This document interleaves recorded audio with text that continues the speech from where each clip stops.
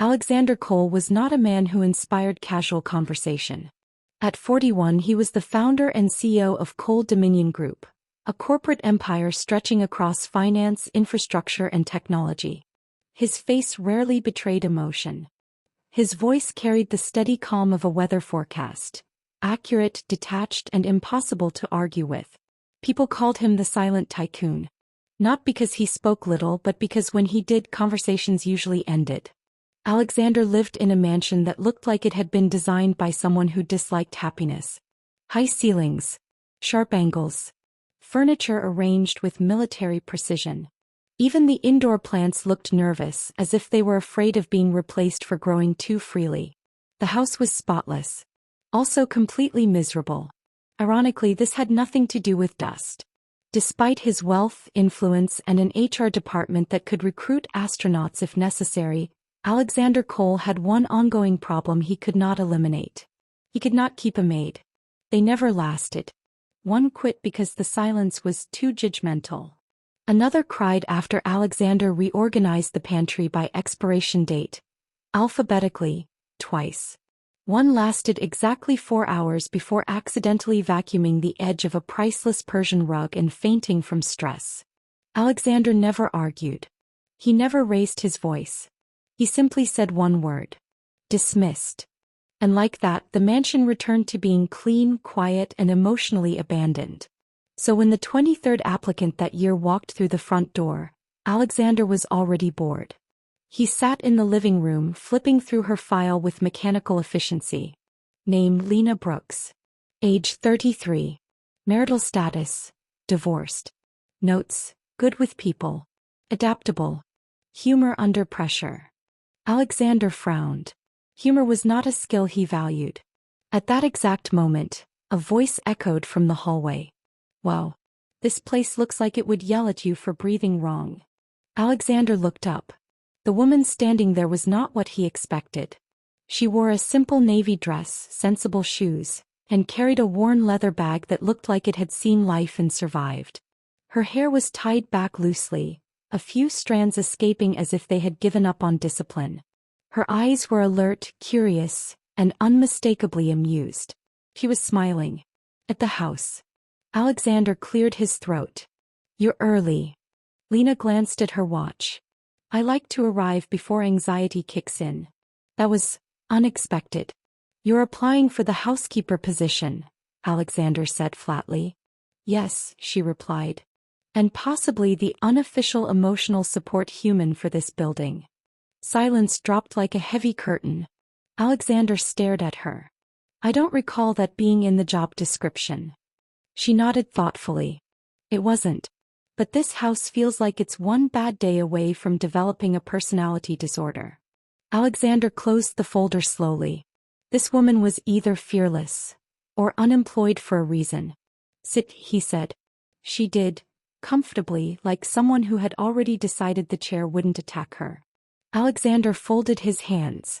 Work experience. Hotel housekeeping. Childcare. Elderly care. And briefly, very briefly, working for a couple who communicated exclusively through passive-aggressive sticky notes. And Alexander prompted. And I survived, Lena said proudly. Which I believe qualifies me for this environment. He studied her. No nervous fidgeting. No fake politeness. She met his gaze easily.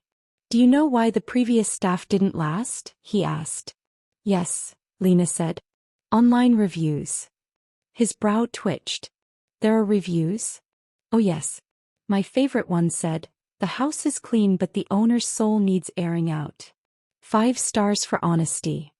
Alexander inhaled slowly. This interview was already going very wrong. I expect professionalism, he said coldly. You'll get it, Lena replied. But I also come with occasional commentary. It's a package deal. I don't need commentary. That's okay, she said cheerfully. I give it for free. Against his will, something tugged faintly at the corner of Alexander's composure. He ignored it. Anything else I should know? He asked. Lena hesitated just briefly. I have a son, she said. Ethan. He's 7. Sometimes childcare falls through. If that's an issue, I understand. Normally, that would have ended the interview. Children were noise. Chaos. Variables. Alexander studied her face. There was no manipulation there. Just honesty. You'll have a 1-week trial, he said at last. No guarantees. Lena's eyes lit up. A whole week. Well, I feel like I've been upgraded to hard mode. She stood and extended her hand. Deal. Alexander hesitated, then shook it. Her hand was warm. Annoyingly so. When she turned to leave, she paused, glancing around the vast room. Just one question, she said. What? Do you talk to the house, or does it just silently judge you? Alexander watched her walk away. For the first time in years, the mansion felt louder.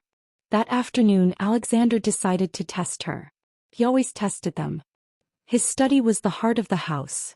Dark wood, glass walls, shelves of leather-bound books, and a steel safe that looked like it could survive a small apocalypse. Alexander opened the safe, removed several stacks of cash, and deliberately left a few bills scattered on the floor. Then he reclined in his chair, eyes closed. Or so it appeared. Minutes later, the door creaked open. Lena entered, humming softly. Alexander listened. Footsteps. Cleaning sounds. Pause. She had seen the money. His mind prepared for disappointment. Instead, he heard something unexpected. Laughter. Soft. Genuine. Lena knelt, picked up each bill and smoothed them carefully. Then, unbelievably, she arranged them on the desk. Not in a pile. Not neatly stacked. But into the shape of a smiley face. She added a sticky note. Relax. If I wanted to steal, I'd aim higher than floor money. Oh. Alexander nearly choked on his own restraint. When he opened his eyes, she froze. Oh, she said. You're awake. Yes, Alexander replied evenly. She squinted. Then you should probably know your money looks happier now. He stared at the desk. At the smile. At the note. For the first time in a very long time. Alexander Cole laughed. And the house, for reasons it did not understand, felt slightly less angry. Alexander Cole did not fire Lena Brooks the next day. This fact alone confused him. He woke up at precisely 5:30 a.m. as always. Showered for exactly 8 minutes. Dressed in a charcoal suit pressed the night before. Drank espresso that tasted like discipline and regret. Everything was normal. Except the house. There was a sound. Not a loud sound. Not an alarming sound. A cheerful sound. Alexander paused halfway down the stairs. Someone was singing. Softly. Casually. Like this was a home and not a sterile monument to self-control. He checked his watch. 5:58 a.m. No one should be happy at this hour. As he reached the kitchen, he found Lena standing at the counter, hair tied up messily, sleeves rolled, music playing quietly from her phone. She was chopping fruit with surprising precision while humming along. She looked up and smiled. Good morning, Mr. Cole. You're early, he said. I arrive before the house wakes up grumpy, she replied. It helps with cooperation. The refrigerator door had a sticky note on it. Kitchen rules. Wash hands. Don't yell at appliances. Smile once, optional but encouraged. Alexander stared. Did you put notes on my appliances? They were feeling ignored. He moved closer. This house does not require motivation. That explains a lot, she nodded. On the table sat a glass pitcher filled with water, lemon slices floating like tiny suns. What is that? He asked. Lemon water. I drink espresso. Exactly. Alexander frowned. Why lemons? Yellow tricks your brain into thinking life is manageable, Lena said matter-of-factly. Also, lemons absorb bad smells. My house does not smell. Lena sniffed theatrically. It smells like spreadsheets. He did not respond. He turned back to the stove. Pancakes. I don't eat breakfast. That explains your personality. Before he could object, she slid a plate toward him. The pancake was perfectly round. Suspiciously cheerful. He stared at it like it might insult him. I didn't authorize. You authorized me to work, she interrupted lightly. I work best with carbs. Against his better judgment, Alexander took a bite. It was good. Not fancy. Not artisanal. Just warm. Comforting. Annoyingly comforting. Less sugar, he said. Already did, she replied. Hope flavor instead. He didn't know how to respond to that. Later that morning, Alexander worked from his study, door open. Another mistake. Lena moved through the house like a friendly storm. She narrated her tasks. Vacuuming now. If I don't survive, tell my story. She talked to the furniture. Good morning, couch. You look emotionally supportive. She placed googly eyes on the robotic vacuum. Meet Sir Sweeping Ton. He has trust issues. Alexander pinched the bridge of his nose. It somehow. The house felt lighter. At noon she knocked on his door. Yes, he said without looking up. I need to borrow your car. He looked up instantly. Absolutely not. To pick up my son. Silence. He's sick, she added quickly. Just a mild fever. Daycare won't keep him. Alexander leaned back. Children are not permitted here. I know, she said softly. I'll find another solution. She turned to leave. Something unfamiliar tugged at him. Wait, he said. She stopped. 1 hour, he added. He stays in one room. No noise. Her face lit up. Deal. I will regret this, he muttered. Yes, she agreed cheerfully. But in a character-building way. Ethan arrived clutching a backpack and a stuffed dinosaur. He stared at the mansion in awe. Mom, is this a castle? No, Lena whispered. It's a very serious house. Alexander observed from a distance. The boy was quiet. Polite. He waved. Hi, Ethan said. Nice house. Alexander nodded stiffly. Do you have dragons? Ethan asked. No. Ethan nodded thoughtfully. That's okay. 10 minutes later, Alexander heard laughter. He froze. He followed the sound. Ethan was sitting on the floor, drawing. Lena leaned over him. What are you making? Alexander asked. A floor plan, Ethan said. For when the house gets lonely. Alexander didn't know why that sentence landed so hard. Ethan looked up. You should smile more. Alexander blinked. I'm working on it, he said. The boy grinned. For the first time in years, Alexander Cole sat on the floor. And the house watched in disbelief. Alexander Cole had not planned to sit on the floor. He had planned meetings. Earnings calls. Strategic reviews. He had not planned crayons. Yet there he was, cross-legged on polished hardwood, holding a blue crayon that smelled faintly like childhood and chaos. Ethan pushed a piece of paper toward him. This is your room, the boy explained seriously. It's very big so your thoughts don't bump into each other. Alexander considered this. That's thoughtful. I made the windows big, Ethan added. So the house can breathe. Lena watched from the doorway, arms folded, trying not to smile too much. Thank you for letting him stay, she said quietly. It's temporary, Alexander replied, though he didn't stand up. Ethan handed him another crayon. You can draw something. I don't draw. That's okay, Ethan said kindly. I didn't walk once either. Alexander's hand moved before his mind could stop it. He drew a straight line. Then another. Then slowly a door. Ethan clapped. A door. That means someone can come in. Alexander stared at it. He hadn't thought of that. By afternoon the house had fully surrendered. Sir Sweepington wore a tiny paper crown. The dining table hosted a coloring station. And Alexander Cole, CEO tycoon master of control, was listening to a 7-year-old explain dinosaur politics. The T-Rex was bossy, Ethan said. That's why nobody invited him to the nice meteor meeting. Alexander nodded solemnly. A common leadership mistake. Lena laughed. The sound echoed. Alexander felt it in his chest. Later, when Ethan fell asleep on the couch, Lena covered him with a blanket. I should take him home, she whispered. Alexander glanced at the child, peaceful, breathing slow.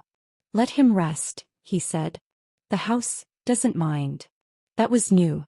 That evening Lena cooked dinner. Alexander hovered. I don't usually eat with staff, he said. Tonight you're eating with people, she replied. She handed him a bowl. Soup. Simple. Warm. This tastes like my grandmother's, he said quietly, surprised. Lena looked at him. Mine too. Something settled between them. After dinner she wiped the counter. You don't have to stay late, Alexander said. I know, she replied. I want to. He didn't question it. That night Alexander couldn't sleep. The house was too alive. He walked the halls. Paused at the study. On his desk sat the sticky note from yesterday. He picked it up. Smiled. Then frowned. When did that start happening so easily? The next morning Lena was quieter. No music. No commentary. Alexander noticed immediately. You're late, he said. She smiled weakly. Just tired. He didn't believe her. At noon he overheard her on the phone. I'll figure something out, she whispered. I can't lose this job. Alexander froze. He stepped away. He did not eavesdrop. But he thought about it. All afternoon. At 5 o'clock he did something reckless. He canceled a meeting. At 6 he knocked on the kitchen door. Walk with me, he said. She blinked. Where? Anywhere that isn't this house. She hesitated. Then nodded. They walked in silence. Until Lena spoke. I'm bad at asking for help, she said. Alexander nodded. So am I. She laughed softly. You're worse. He didn't argue. That night as Lena left she paused. You're not cold, she said. He looked at her. I just forgot how to be warm. For the first time, Alexander Cole didn't close the door immediately after someone left. He watched her walk away. And the house quietly approved. Alexander Cole had built his life on one rule. Control everything and nothing can hurt you. It was a good rule. A profitable rule. It just wasn't a happy one. That night after Lena left, the house felt different again. Not loud this time but hollow. The echoes lingered where laughter had been, like a room remembering music. Alexander stood in his study, staring at the city lights through the glass wall. He should have been reviewing reports. Instead his mind replayed Lena's voice. I can't lose this job. He didn't like how that sat in his chest. The next morning the mansion woke slowly. No singing. No lemons. No googly-eyed appliances. Alexander noticed immediately. Lena arrived right on time, professional, efficient, distant. She cleaned silently. No commentary. No jokes. Sir Sweepington had lost his crown. Alexander watched from the hallway. Is something wrong? He asked. She didn't look up. No, sir. She had never called him sir before. Something in him tightened. That afternoon Alexander did something he hadn't done in years. He opened a locked drawer. Inside were documents he never revisited, contracts, legal statements and one faded photograph. Two men in suits. One of them smiling. His former partner. The betrayal hadn't been dramatic. No shouting. No confrontation. Just numbers that didn't add up, and a bank account that vanished overnight. Alexander had trusted him. And the world had corrected that mistake. Since then, trust had been a liability. Helena. And that terrified him. Later that day, a sound broke the silence. A crash. Alexander was on his feet instantly. He rushed into the hallway to find Lena frozen, staring at the floor. A broken vase. Water spreading. I'm sorry, she said quickly. I'll replace it. I know it's expensive. Are you hurt? He asked. She blinked. No. Then it doesn't matter. She stared at him as if he'd spoken another language. I'll clean it up, she whispered. He knelt. Together they picked up the pieces. Their hands brushed. Neither moved away. I don't fire people for accidents, Alexander said quietly. He swallowed. Your reputation suggests otherwise. My reputation exaggerates. He smiled, small, cautious. That evening Lena stayed late again. They sat at opposite ends of the kitchen table. You don't trust easily, she said. No, he replied. Someone hurt you. Yes. She nodded. That'll do it. No probing. No pity. Just understanding. Alexander found himself speaking. He was my friend, he said. I built everything with him. Or so I thought. Lena listened. When he finished, she said only, I'm sorry. It was enough. Before leaving, Lena paused at the door. Alexander, she said. It was the first time she'd used his name. If you ever need quiet company. I'm good at that too. He nodded. After she left, Alexander remained seated.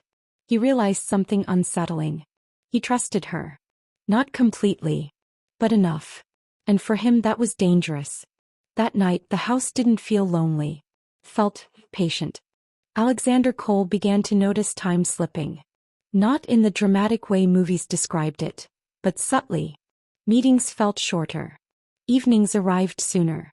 And somehow the moments he used to rush through were now the ones he remembered most clearly. Like laughter in the kitchen. Like sticky notes on the fridge. Like the sound of a child's footsteps echoing through a house that had never been built for them. That afternoon, Lena arrived with Ethan again. Just for an hour, she said apologetically. Alexander nodded. The library is quiet. Ethan's eyes widened. You have a library? Alexander gestured. Several. The boy gasped. This house is rich in books and money. Lena snorted. In the library, Ethan explored the shelves like an archaeologist. So many stories, he whispered. Do you read them all? Alexander paused. I read contracts. That's sad, Ethan said gently. Alexander almost smiled. Almost. Later, while Lena cleaned upstairs, Alexander sat with Ethan at the long table. The boy drew. What are you making? Alexander asked. A family. Alexander's chest tightened. Ethan added a tall figure. That's you. Alexander froze. I'm not family. Ethan shrugged. You could be. The crayon snapped. Ethan blinked. Sorry. Alexander exhaled slowly. It's fine. But it wasn't. That evening, Lena found Alexander standing in the kitchen, staring at nothing. You okay? She asked. Ethan was asleep on the couch again. Alexander spoke carefully. He drew something. Lena smiled softly. He draws feelings. It's his thing. He thinks I belong. Lena's smile faded just a little. He's been without a stable man in his life, she said. He attaches easily. Alexander nodded. I don't want to hurt him. She met his gaze. Then don't disappear. The words settled heavily. The next morning, Alexander received a call. An investor dinner. Mandatory. He hesitated. Lena noticed. You should go, she said. I don't want to. She raised a brow. Did you just say that? He sighed. I did. She smiled. Growth. That night when he returned, the house was dark. Too dark. On the kitchen table sat a note. Ethan asked if you'd come back. I told him yes. Alexander sat down slowly. He didn't like promises made on his behalf. But he didn't dislike this one. The following day Ethan ran to him. You came back. Yes, Alexander said. Good, Ethan replied. Some people don't. Alexander swallowed. That night Alexander made a decision. He rearranged his schedule. Cancelled 2 meetings. Kept 1 dinner free. When Lena noticed, she frowned. You don't have to do that. I want to, he said. She studied him. Then smiled. For the first time it wasn't cautious. It was hopeful. And that terrified him more than betrayal ever had.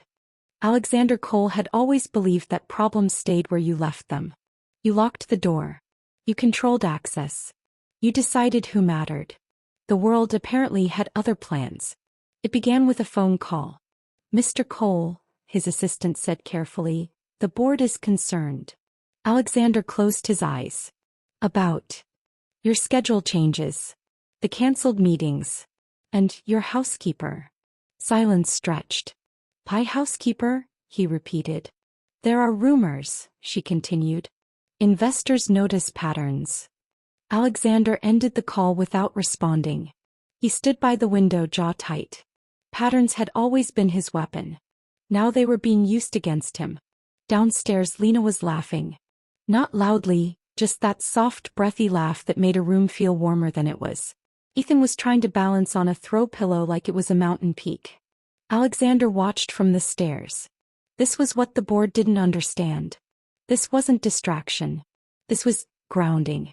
That evening, Lena noticed his mood. "You're quiet," she said. "I'm thinking." "Dangerous," she teased. Then softened. "What's wrong?" He hesitated. "My work doesn't like changes," he said finally. Lena nodded. "Most people don't. They think you're a problem." Her hands stilled. "Do you?" she asked quietly. "No," he said instantly. The speed of his answer startled them both. Later, Ethan asked if Alexander would read him a story. "I don't read children's books," Alexander said. "That's okay," Ethan replied. "Just use your serious voice." So Alexander read. Stiff at first. Then slower. Then warmer. Lena watched from the doorway, heart aching in the best way.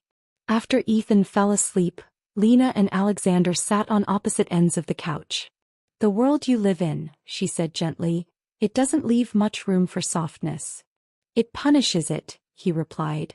She nodded. "Then you have to decide what's worth the cost." He looked at her. At the woman who rearranged his house without permission. At the child who trusted him without reason. At the piece he hadn't known he was missing. The next day, Alexander overheard two staff members whispering. "She's just after his money." That's how these stories go. Alexander stopped. "Leave," he said coldly. They did. He stood alone, shaking. That night he told Lena. "I don't want you hurt," she said. "I don't want you gone," he replied. The truth hung between them. Neither crossed the line. Yet. The problem with rumors is not that they are loud. It's that they are believable. Alexander Cole had spent his entire career teaching the world how to distrust kindness. So when the whispers started, they didn't feel like an attack. They felt inevitable. It happened at a charity gala. Alexander rarely attended these events anymore, but this one was unavoidable. Major donors, press, and 3 board members watching his every move. He arrived alone. Lena watched the broadcast later. She hadn't planned to. But when the headline scrolled across her phone, her breath caught. "Billionaire CEO distracted by personal affairs," sources say. The photo was unflattering. Alexander leaning toward a woman in a red dress. Laughing. Too close. Too familiar. Lena stared at it longer than she should have. That evening, Alexander came home late. The house was quiet. No lemons. No notes. Just silence. He knew something was wrong immediately. "Lena," he called. She appeared at the kitchen doorway. Professional. Distant. "You went out," she said. "Yes." "With her." He frowned. "What?" She held up her phone. He understood instantly. "That means nothing," he said. She nodded. "I know." But her voice betrayed her. Ethan noticed too. "You're sad," he told Alexander the next day. "I'm fine," Alexander replied. Ethan frowned. That's what grown-ups say when they're not. Alexander didn't correct him. Lena kept her distance. No jokes. No music. The house returned to its old self. Clean. Cold. Efficient. Alexander hated it. He tried to explain. He listened but guarded. "I don't want to be a story," she said. "I don't want Ethan hurt by something temporary." "I'm not temporary," Alexander said. She met his eyes. "Are you sure?" He had no answer. That night, Alexander sat alone in his study. The sticky notes were gone. Sir Sweepington had lost his googly eyes. The house had learned how to be quiet again. And this time it hurt. The next morning, Lena handed in her notice. 1 week. Alexander felt something crack. "I never asked you to leave," he said. "You didn't have to," she replied gently. Ethan hugged him goodbye that afternoon. "Don't forget us," the boy whispered. Alexander swallowed. "I won't." But when the door closed behind them, the house felt emptier than it ever had before. Alexander Cole did not return to his old life. Not completely. He still worked. Still led. Still commanded rooms with a glance. But something fundamental had shifted. He no longer rushed home because he was obligated. He came home because he wanted to. And that changed everything. Lena didn't move back immediately. She didn't need to. What she did instead was harder. She let Alexander visit. Fully. No expectations. No roles. Just presence. The first evening he came over, he brought nothing. No gifts. No solutions. Just himself. Ethan noticed. "You didn't bring work," the boy said. Alexander smiled. "I left it in the car." "Good," Ethan replied. "It makes you boring." Alexander laughed. Real laugh. They cooked together. Alexander chopped vegetables like he was negotiating a merger. Carefully. Precisely. Lena watched, amused. "You can relax," she said. "I don't know how." She guided his hand. "Like this." Their fingers brushed. Neither pulled away. They talked. Not about the future. Not about labels. Just about moments. Lena told him about raising Ethan alone. Alexander told her about the day he stopped believing people stayed. They listened. They learned. One afternoon Ethan asked, "Are you staying today?" Alexander paused. "Yes." The word felt heavy. Right. The house changed again. Windows opened. Music returned. Sir Sweepington got new eyes. Alexander didn't comment. He just smiled. At a board meeting, Alexander spoke clearly. "My personal life is not a distraction," he said. "It's my foundation." Silence. Then agreement. Power had never sounded so calm. That night, Lena stood beside him in the kitchen. "You didn't run," she said. "I learned something," he replied. "What?" "Staying is braver than leaving." She leaned into him. Not as staff. Not as a solution. But as someone choosing him back. The change did not arrive loudly. It never did. It arrived in ordinary moments. In the way the curtains were left open in the morning. In the way music played without being asked to. In the way Alexander Cole stopped measuring time in productivity and started measuring it in presence. The house noticed first. On a quiet Sunday morning, sunlight spilled across the kitchen floor. Alexander stood at the counter, sleeves rolled up, flipping pancakes. They weren't perfect. One was slightly misshapen. Another leaned dangerously to one side. Ethan studied them with seriousness. "This one looks like a dinosaur," he announced. Alexander nodded. "A noble creature." Lena laughed from the doorway. "You're getting better," she said. "I practiced," he replied. "Failure taught me." She kissed his cheek. Casually. Naturally. Alexander froze for half a second. Then relaxed. That alone told her everything. Later, Ethan spread his drawings across the floor. "This is our house," he explained. Alexander leaned in. There were windows everywhere. People inside. And in the corner, a small figure holding the door open. "That's you," Ethan said. "You keep the light in." Alexander's throat tightened. That afternoon, Alexander did something he never had before. He invited people over. Not investors. Not press. Friends. Lena's friends. Ethan's teacher. The house filled with voices. With laughter. With life. Alexander watched from the stairs. He wasn't overwhelmed. He was grateful. That evening, after everyone left, Alexander stood in the living room. "This house was never meant to be lived in," he said quietly. Lena slipped her hand into his. "It learned." He nodded. "So did I." Later that night, Ethan fell asleep between them on the couch. Alexander didn't move. Neither did Lena. The house held them gently. Months later, Alexander stood at the front door as Lena locked it behind them. "You ready?" she asked. "Yes," he said. "For what?" "For whatever this is." She smiled. The house stayed warm after they left. Because warmth, once learned, never truly leaves. Alexander Cole had once believed control was safety. He had been wrong. Love was. And the house finally agreed.